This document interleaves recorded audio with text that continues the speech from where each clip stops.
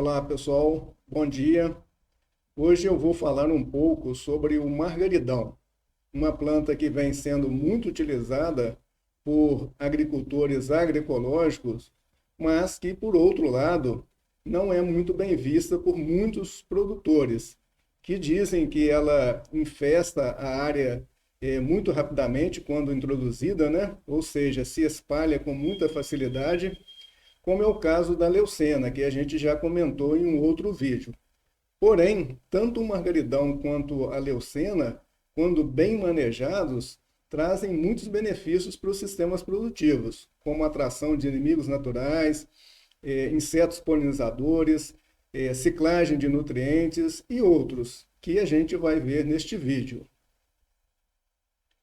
Bom, o margaridão, também conhecido como girassol mexicano ou mão de Deus, cujo nome científico é Titonia diversifolia, é originária da América Central, México, então é considerada uma planta exótica no Brasil. É uma planta de fácil propagação, a propagação se dá tanto por sementes como estacas, que a gente vai ver um pouco à frente.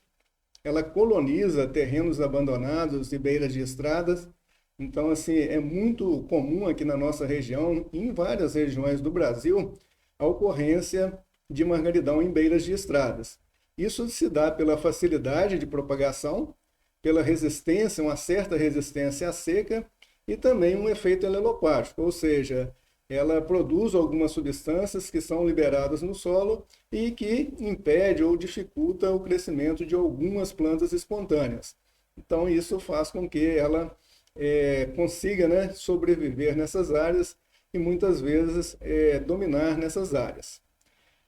Outra característica do margaridão é que em solos pobres, principalmente em beiras de estradas, né, em terrenos mais secos, ela produz menos biomassa e dá mais flores, como a gente vê nessa imagem superior aqui. Então essa é uma planta que está num terreno bem seco, né?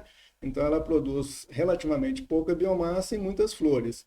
Já em terrenos mais férteis, terrenos mais baixos, mais úmidos, né, com uma certa facilidade, ela cresce muito bem, produz muita biomassa, como a gente vê nessa foto abaixo aqui. Então a gente tem aqui o margaridão próximo de uma bananeira, né? A bananeira geralmente tem um porte superior a 5 metros e o margaridão está mais ou menos na altura da bananeira, tá certo? Então, ela tem essa plasticidade, né? Aceita muito bem a poda, tá certo? Então, você pode fazer uma poda bem drástica, quase que a nível do solo, que ela rebrota com a facilidade. Então, isso é interessante, essa característica é interessante para a ciclagem de nutrientes, né? E é uma planta perene, ela produz biomassa ao longo de todo o ano. Então, se a pessoa for utilizar com o objetivo de ciclagem de nutrientes, ela tem essa biomassa ao longo de todo o ano para ser utilizada. Então, como a gente comentou inicialmente, né, o margaridão tem vários usos, né, dentro do sistema produtivo. Então, ela vem sendo muito utilizada como planta pioneira em sistemas agroflorestais, pelo fato dela desenvolver muito bem a pleno sol e em terrenos degradados. Então, é aquela planta que a gente coloca ela inicialmente, ela produz biomassa, melhora a qualidade do solo e com o tempo, quando o sistema agroflorestal vai desenvolvendo e o terreno vai ficando mais sombreado, a tendência do margaridão é desaparecer. Então, semelhante também, como a gente já comentou em outro vídeo, a leucena também faz esse papel muito interessante de planta pioneira, né? Mas que, se o sistema for bem manejado e avançar e desenvolver muito bem, a tendência tanto do margaridão como da leucena é não estar presente ali, tá certo? Pode ser utilizada como adubo verde, então a gente comentou que ela produz biomassa ao longo de todo o ano, então é um adubo verde que permite a produção de biomassa ao longo de todo o ano. Essa biomassa pode ser utilizada em compostagem, tá certo? É uma planta que produz flores no outono e inverno, então aqui na nossa região, nas beiras de estradas, a partir de abril até mais ou menos junho, julho, a gente vê muitas plantas em pleno florescimento. E uma época que tem poucas flores. Então, é uma planta melífera que produz flores nessa época de floração mais restrita. É usada também na alimentação animal, tanto de bovinos, caprinos, ovinos. Tem reportagem falando o uso dela também na alimentação de galinhas. Então, ela é muito utilizada na alimentação animal. Ela tem um uso medicinal como fitoterápico, tá certo? Então, isso a pessoa tem que tomar um pouco mais de cuidado, né? Ter uma indicação médica correta, mas ela também tem muitos trabalhos na literatura falando desse potencial fitoterápico do margaridão. É utilizada também como cerca viva e quebra-ventos, que a gente vai ver posteriormente. E existem alguns trabalhos falando sobre o efeito da biomassa produzida no controle de nematóides. Então, um dos trabalhos que eu vi é o controle de pratilencos na cultura do quiabeiro. Então, ela tem esse potencial também. Então, são vários benefícios, né, dentro do sistema produtivo, quando bem manejada. Então, aqui a gente vê imagens, né, do margaridão em beiras de estradas. Então, na parte direita aqui abaixo, é na nossa região aqui. Então, um terreno bem inclinado, bem seco, né? E a gente vê o margaridão, a ocorrência de margaridão aqui, tá certo? E aqui uma outra região também com ocorrência de margaridão. Então, nessa época do ano, nós estamos em maio, né? Ocorre o florescimento, né? Então chama muita atenção da gente. E é um visual muito bonito, tá certo? Então isso ocorre em muitas regiões do Brasil. Mas com relação a ela infestar totalmente a área, não é bem assim. Então aqui a gente vê uma área na nossa região. Eu passava muitas vezes aqui e essa área ficou bem restrita, tá certo? Então, assim, por que ela vai se espalhando? Porque não existe nenhum manejo, tá certo? Então, vai produzindo sementes, os ramos enraizam com muita facilidade. Então, se o ramo deitar e encostar no solo, provavelmente ele vai enraizar. Então, em função dessa facilidade que a planta vai se estabelecendo. Mas isso ocorre muito lentamente, não é de um ano para o outro, né? São vários anos para ela poder realmente se espalhar pela área, tá certo? E em áreas produtivas, como a gente está manejando no dia a dia, então a possibilidade dela se espalhar e tornar uma praga dentro da área é muito pequena, tá certo? Com relação à propagação, como a gente comentou, né, a propagação se dá por sementes e estacas semilenhosas, tá certo?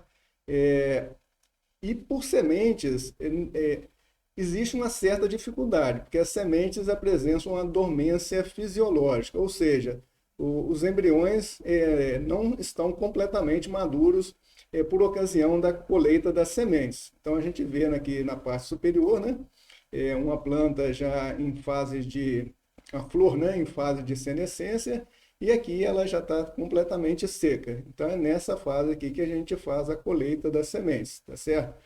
E essas sementes, muitas delas não estão viáveis para germinação logo em seguida, logo após a colheita. Então existem os trabalhos na literatura falando que ela precisa de um armazenamento pelo menos por 4 meses para que essa germinação aumente, tá certo? Então, assim, mas pelo fato de produzir bastante sementes, ela vai acabar que algumas sementes que caírem no solo vão realmente germinar, né? E vão gerar uma nova planta. Mas não é tão viável assim a infestação rápida em função dessa produção de sementes. Tá certo? No caso da leucena, eu acho que tem muito mais facilidade de uma área ser infestada por leucena, porque produz muito mais sementes. E apesar das sementes da leucena apresentarem uma certa dormência, elas permanecem viáveis no solo por muito tempo e essa germinação vai se dando ao longo dos anos, dos meses ali, tá certo? Então, no caso específico aqui do margaridão, a propagação se dá mais por estacas, propagação vegetativa, tá certo? Como a gente vê aqui nessas imagens na parte superior direita. Então aqui a gente tem estacas entre 20 e 25 centímetros, sendo enraizadas em leito de areia, tá certo? Areia úmida. Aqui uma estaca já enraizada e aqui uma muda já pronta para ir para o campo, tá certo? Então o margaridão, ele produz muitas hastes, né? E essas hastes todas aqui servem para multiplicação vegetativa, tá certo? Então quando a gente, vamos supor, ganha um ramo, né, e quer fazer a propagação em pequena escala, a gente pode preparar estacas entre 20 e 25 centímetros, tá certo? E fazer mudas em sacolas plásticas, tá certo? Essas estacas enraizam com muita facilidade, como a gente vai ver daqui a pouco. Se a propagação, se você tiver muito material e quer implantar um margaridão numa área maior, você pode fazer a propagação diretamente no campo. Neste caso aqui, a gente utiliza estacas um pouco maiores, estacas entre 30 e 40 centímetros de comprimento. Por quê? Porque para a gente poder aprofundar um pouco mais a estaca e ela pegar a umidade mais na parte de baixo do solo. Quando a gente faz muda enraizadas no viveiro, a gente está molhando diariamente aquele substrato ali. Quando a gente vai para o campo, esse umedecimento ele ocorre com as chuvas. Então a gente tem que usar uma estaca maior, aprofundar mais para ela pegar a umidade mais na parte do solo. E para que ocorra uma boa enraizamento no campo, a gente precisa de afofar a terra. Então a gente precisa de realmente afofar o terreno, pelo menos ali nos 40 centímetros de profundidade, para que realmente ocorra uma facilidade do enraizamento da estaca. Então esses são alguns detalhes que a gente tem quando vai fazer a propagação. Mas as estacas geralmente enraizam com muita facilidade, tá certo? Então aqui a gente tem a produção de mudas em viveiros, né, em sacolas plásticas, né? Então a gente usa estacas de 20 a 25 centímetros, com 3 a 5 gemas. E no caso do preparo das estacas, o ideal é a gente fazer o seguinte: na parte superior da estaca, a gente faz um corte reto. E na parte inferior, a gente faz um corte que a gente chama em bisel, um chanfrado, né? E logo abaixo das gemas aqui. Por quê? Como a gente pode ver nessas imagens aqui, as estacas de margaridão, como também de glicídia, né? Muitas vezes elas apresentam a mesma espessura e a gente fica sem saber qual que é a parte superior e qual que é a parte inferior. Então, se a gente fizer esse corte reto na parte superior, quando a gente estiver preparando a estaca em bisel na parte inferior, a gente não vai colocar a estaca de cabeça para baixo no leito de enraizamento. Então, essa é uma prática que a gente usa praticamente em todas propagação por estacas, tá certo? Então aqui a gente vê uma caixa plástica, caixa de colheita, né, forrada com uma lona preta, essa lona é toda perfurada no fundo, né, tá certo? E aqui a gente coloca as estacas. Em questão de 2 meses a gente já tem as estacas completamente enraizadas, né, tá certo? Então aqui a gente vê uma estaca bem fininha, bem tenra, e aqui uma estaca um pouco mais madura, né, com um sistema radicular muito bem formado, tá certo? Então enraiza com muita facilidade. Você pode fazer isso numa garrafa PET partida, né?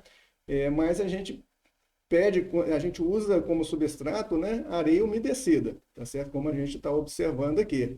E se for fazer numa garrafa PET transparente, o ideal é você envolver essa garrafa com um material escuro, né, para evitar o crescimento de algas no substrato aqui e dificultar um pouquinho o enraizamento, tá certo? Então essa é outra estratégia interessante. E o enraizamento ocorre, nesse caso aqui, ó, a produção de mudas, debaixo de uma coberta com telhas transparentes. Então, assim, se você tiver uma coberta em casa com telhas transparentes, você pode fazer o enraizamento neste ambiente aqui. E depois de enraizada, a gente transplanta, né, essas estacas enraizadas para uma sacola plástica usando um substrato aqui. Geralmente um substrato um pouco mais rico em nutrientes, tá certo? como a gente já comentou em outros vídeos aí. Geralmente a gente usa 2 partes de terra, uma de composto e um pouco de adubo fosfatado para um bom desenvolvimento do sistema radicular para a maioria das mudas produzidas em sacolas plásticas, tá certo? Mas a gente está fazendo aqui um rezamento em areia lavada, não precisa ser areia lavada, areia, né, de construção, tá certo? Mas você pode fazer um enraizamento da estaca diretamente na sacola plástica. E se você tiver um substrato bem permeável, que drena bem, e você umedecer esse substrato com a certa frequência, você vai produzir mudas diretamente na sacola plástica. Não necessariamente precisa de enraizar as estacas para depois ser transplantadas. Você pode fazer isso diretamente em sacola plástica. Aqui a gente vê, né, que as raízes, né, elas se formam na parte de baixo da estaca, ela sai de um nó, então por isso que a gente faz o corte em bisel é feito logo abaixo da gema e naquele local ali onde existem as gemas na parte inferior aqui é que vão sair as raízes, como a gente vê aqui. E as brotações geralmente ocorrem nas gemas apicais, tá certo? Como a gente observa aqui. Então, o que a gente faz? A gente pega uma estaca de 20 a 25 centímetros, a gente coloca ela no substrato, 2/3 dela enterrada no substrato e deixa 1/3 para fora.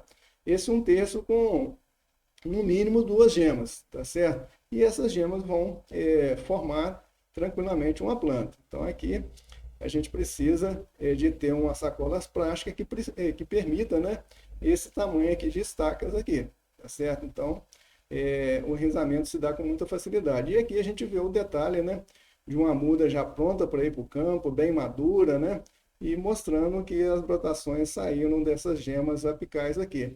E a gente está vendo aqui que a parte superior, o corte é reto, né, e na parte inferior que a gente faz o corte em bisel, certo?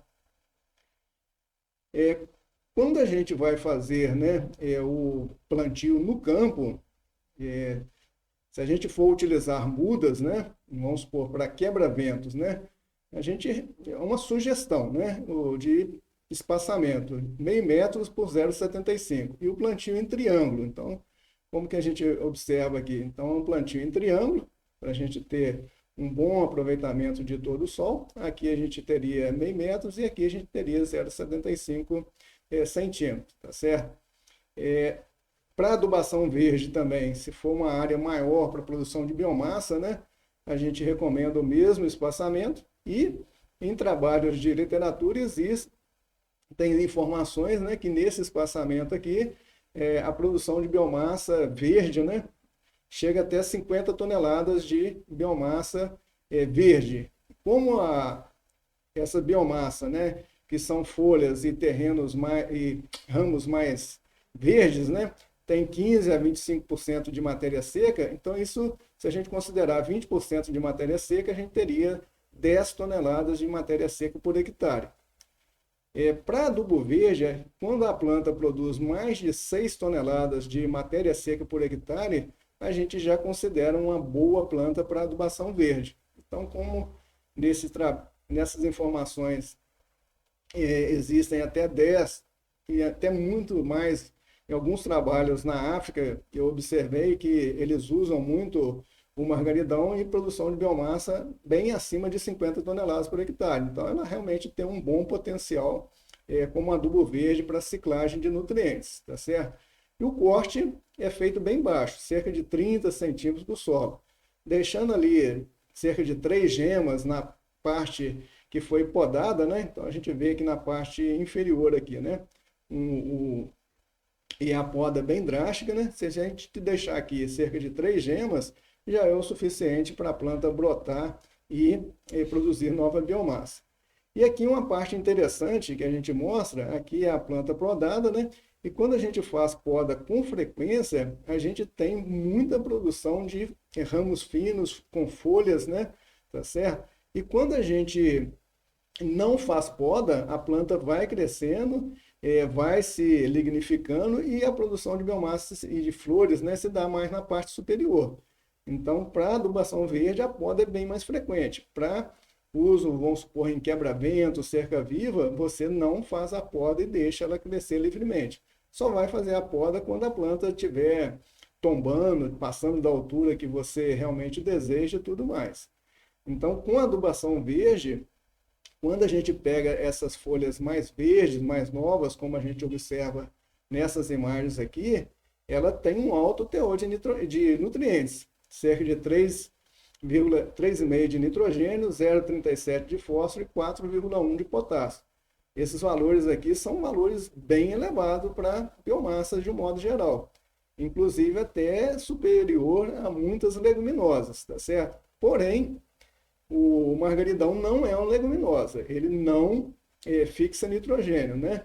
Então ele vai simplesmente reciclar, tirar de partes mais baixas do solo, acumular na biomassa, essa biomassa ser utilizada em outra área, tá certo? É uma forma de adubação verde, mas ele tem realmente um potencial muito bom, principalmente em relação ao potássio, que é um elemento, né, com muita demanda das plantas cultivadas de modo geral. E as podas, quanto mais frequente, né, maior biomassa produzida e a biomassa de maior qualidade. Então, essa biomassa com folha, muitas folhas, ramos mais finos, mais tenros, né, com certeza tem um teor de nutriente muito maior do que essa biomassa mais lignificada, tá certo? Então, para adubação verde, podas mais frequentes. Para cerca viva, quebra-vento, podas menos frequentes. Aqui a gente está mostrando detalhes de um quebra-vento, né? A imagem que a gente mostrou anteriormente, né? Uma boa produção de biomassa, a planta bem alta, atingindo mais de 5 metros de altura, né? Então aqui a gente vê em detalhes, né? Essa boa produção de biomassa. Então, assim, uma recomendação, uma sugestão, né, que a gente dá, né? Quem vai fazer quer um quebra-vento para formação de um quebra-vento rápido, né? Então pode utilizar o margaridão junto com o guandu e bananeiras, tá certo? Então o guandu aqui, ó, também a gente observa, essas plantas aqui estão com cerca mais ou menos de 6 meses a 8 meses de idade, né?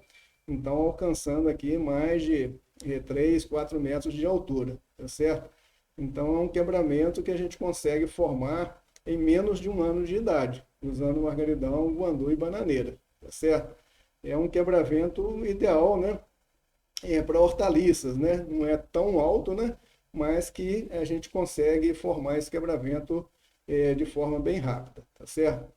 Com relação a quebra-vento, eu vou fazer um vídeo daqui uns dias, né? Detalhando um pouco mais sobre a importância, né, do quebra-vento nas áreas cultivadas. Bom, pessoal, por hoje seriam essas informações que eu gostaria de passar para vocês. Um forte abraço e até um próximo vídeo. Obrigado.